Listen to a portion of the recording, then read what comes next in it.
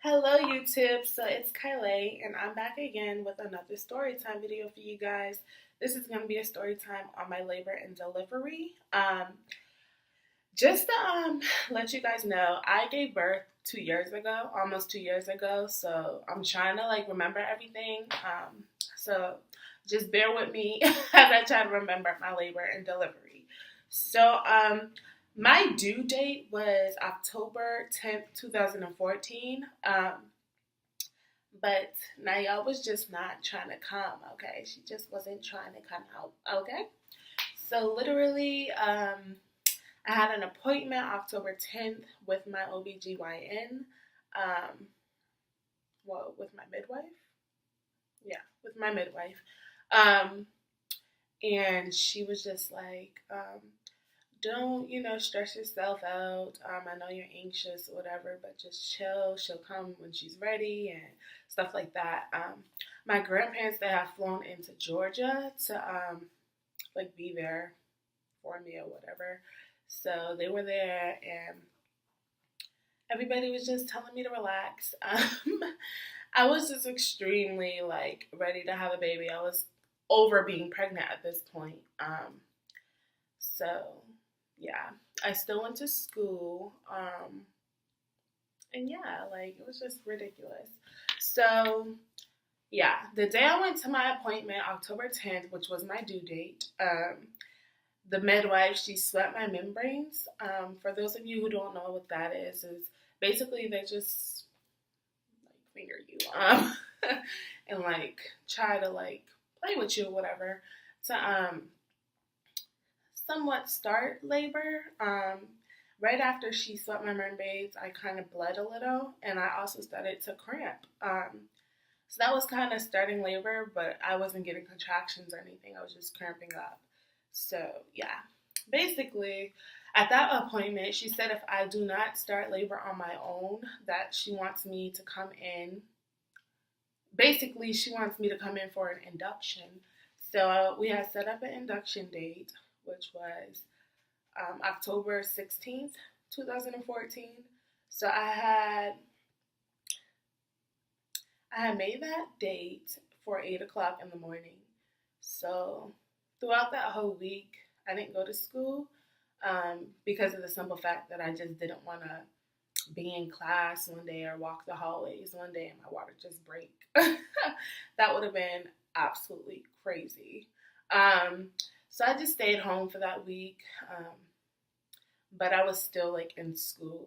I was taking classes online so that I wouldn't fall behind on all my schoolwork.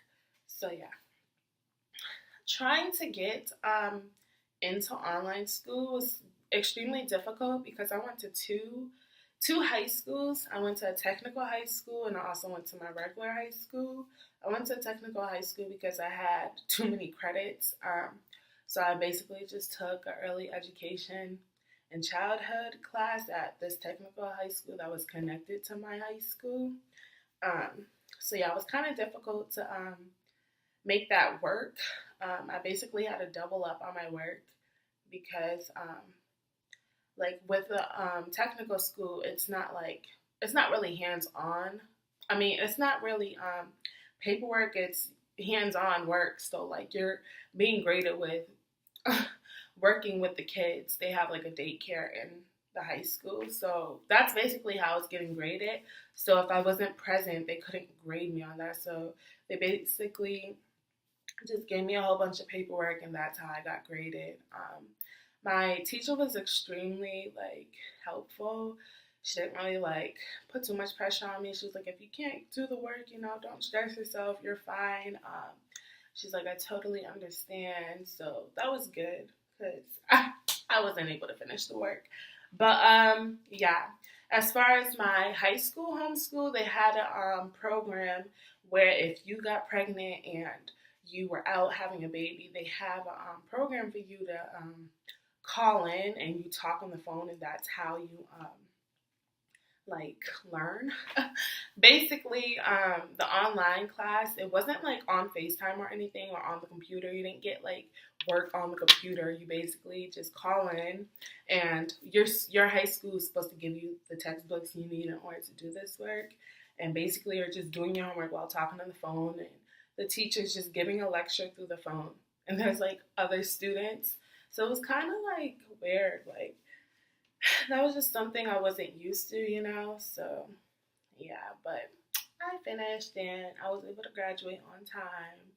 So yeah, basically, I never started labor on my own. When she swiped my membranes, I started cramping, but I didn't get contractions. So a week has gone by now, so I'm extremely frustrated. Um, I was trying everything to start labor on it. Like to start labor, I would drink hot sauce. I tried to get castor oil. I was bouncing on balls, running up and down the stairs. Took a walk around the neighborhood, went to the mall, took a walk around the mall. Literally tried everything to start labor on its own, but it just was not trying to. She just wasn't ready. So my induction date came October 16th, 2014. I went into the hospital, signed paperwork, and got all that out the way. I could have sworn that when I went to go tour the hospital, I had signed the paperwork, but supposedly they lost it. So I had to re-sign everything, and it was just extremely a long process to get into a room. But they had a room ready for me as soon as I finished the paperwork. And basically, when I got into the room, they told me to switch into my gown. So I switched into my gown. I'm trying to talk too quick. I'm freaking messing up. But yeah, I switched into my gown, and basically I was just chilling, like watching TV, texting, chilling. I was in the labor room. It was just me and my two grandmothers. My other friends, I mean, I had friends and visitors all throughout the day. They left school to come see me. I felt special, but yeah. And then eventually my dad and my stepmother, they came, and yeah, so it was all good. And then my baby daddy and his mother came, and his father, and yeah. But I couldn't really have that many people in the room, so everybody had to like take turns. Yeah, it was kind of chaotic. Um, so yeah, I sat and watched TV for a little bit. Um, One of the nurses, they eventually came in and gave me like this very small pill. I don't know what the pill was. I just took it. I took the pill. It was like extremely small. I could swallow it. I didn't have any water or anything. Literally, after I took that pill, I fell asleep. And I, like, you know how like you fall asleep and you feel like you've been asleep forever, but it wasn't that long at all. So basically, I was sleeping, and while I was sleeping, I felt water trembling down my, like, I was laying down, so like I felt a whole bunch of water falling down, and my whole bed was wet. So I was just like, Nana, I think I just peed myself. But it wasn't pee. My water had broke. So my grandmother, she got the nurse, and the nurse came and like she had like a strip to check the liquid to see if it was pee or my water, and my water broke. So right after that happened, everything happened so quickly, like so quickly. It was crazy. So after my water broke, I got up because at the time I didn't have an epidural, so I was able to get up and go to the bathroom, switch my gown, and while I did that, they changed my sheets to my bed and just got everything ready. So yeah, after they switched my sheets and stuff, I got back in the bed, and I like right then and there I started feeling contractions like crazy. Like I'm telling you, these as soon as your water breaks, the contractions you get are like unbearable. Like it's ridiculous. So started getting contractions back to back to back to back to back, and it was just ridiculous. The nurse, she came in the room again, and because I was like, oh my god, I don't think I can do this. Like I do not think I can do this. Like I need the epidural right now. Like get it. So then the nurse, she came in and she was trying to check She was trying to check me to see how much I was dilated, but I was just not cooperating. Like, I would, like, tighten up my legs. Like, no, I need the epidural. Once you give me the epidural, you can check to see, but I'm in pain right now. Like, I was just being a total jerk. So she went and got the, what are they called? The anesthesia, whatever the heck they're called. She went to go get him, and it was a guy. Nobody can be in the room when you get an epidural, so everybody had to leave. And, you know, I didn't really like that because it's just like, you're behind me doing something. Like, I need somebody in here to watch what you're doing to me. But the guy was extremely nice. I got the epidural. Once I got the epidural, my whole body was numb. I mean, like, it kicked in quick. That was extremely painful with the epidural, just not being able to feel your body. Like, that hurt. Like, not being able to move. People had to move me, and it was just extremely a lot. So, yeah, I had the epidural. It didn't take much for the epidural to kick in. My body was my whole body was numb. Couldn't move anything. So, after they put the epidural in, they give you a catheter. So the catheter is like where you pee. You can't poop. So it's the catheter, just basically whenever you have to pee, it goes right into the catheter, into a little jug or whatever. So, yeah. After I got the epidural, I felt a little bit better. They gave me ice chips and Jello and freaking ginger ale. I didn't drink.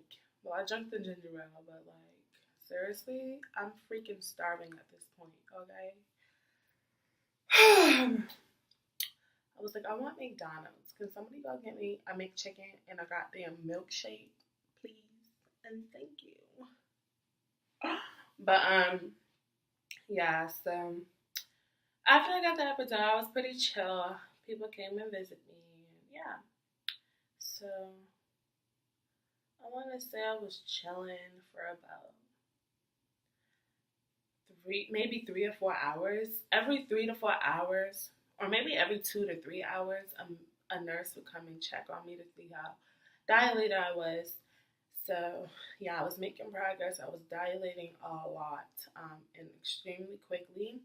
And then it came to about, I want to say 10:30. My best friend, she had came to visit me, Iman. And as soon as she left, I literally felt like I had to take a crap. Like, this is TMI, but you're watching a labor and delivery story. So I literally felt like I had to take an extreme shit. Like, it was so bad. Like, so bad. I was like, okay, I have to poop. Like, I have to poop. So my grandmother, she goes and gets the midwife, and the midwife comes and she checks to see how dilated I am. And I'm just like, oh my God, like, I'm about to shit in myself. Like, seriously, this is going to be so embarrassing. So, she comes and she checks to see how dilated I am. And she's like, oh my God, you're fully dilated. And I'm just like, okay, so let's go. Let's push. Let's get it out. Let's go. Let's do it. We got this. Let's do it. I'm ready. Like, I'm ready to push. Okay? I'm laying down, opening my legs. Like, let's go. And she's just like, well, I'm just going to have you sit up for about an hour or two. So I'm like, really? I thought you just said I was dilated. Like, why can't we just start pushing? So, yeah. She, like, moves my bed, like the remote, I guess, and moves the bed up. So I'm basically sitting up like this, and my legs are open wide on the stirrups. I think that's what they're called. And I'm basically just like, oh my God, I'm freaking annoyed. Like, this is so ridiculous. Why am I just sitting here? Like, I was extremely annoyed. So, sorry, I see a fly. I cannot talk. Like, it's ridiculous. But, yeah, so I'm sitting up, and she's setting up everything for the delivery part about it. And,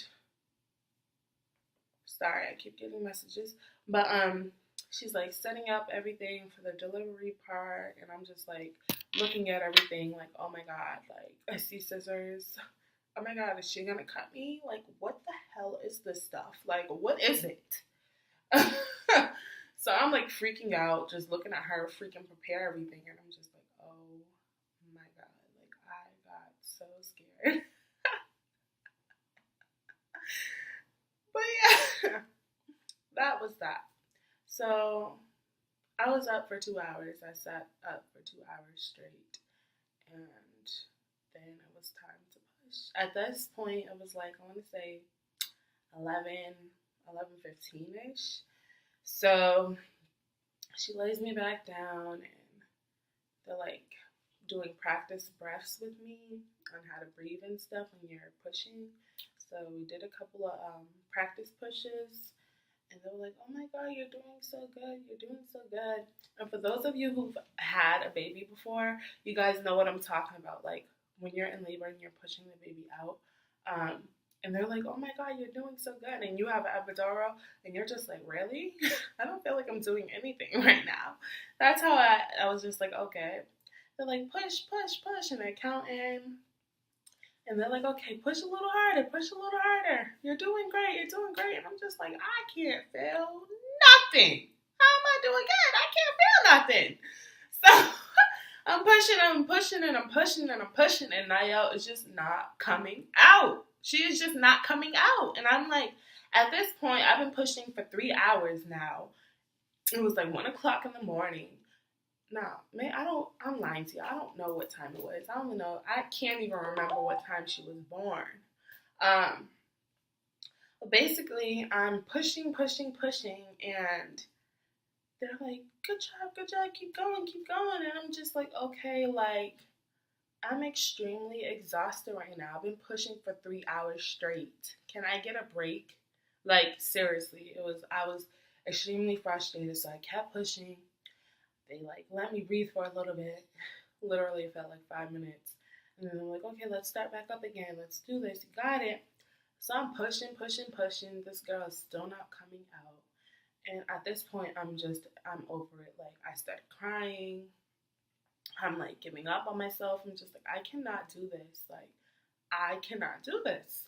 Like, I just cannot do this anymore. Like, I give up. So they're like, okay, try one more time, one more time. So I'm pushing, pushing, pushing, pushing, pushing. And she's still not coming out. So finally, I just see the doctor like get the scissors and clip my vagina, basically. So I felt it. I felt that. I didn't feel the head coming out, but I felt the goddamn scissors clip me. Clip! That's what happened. Okay?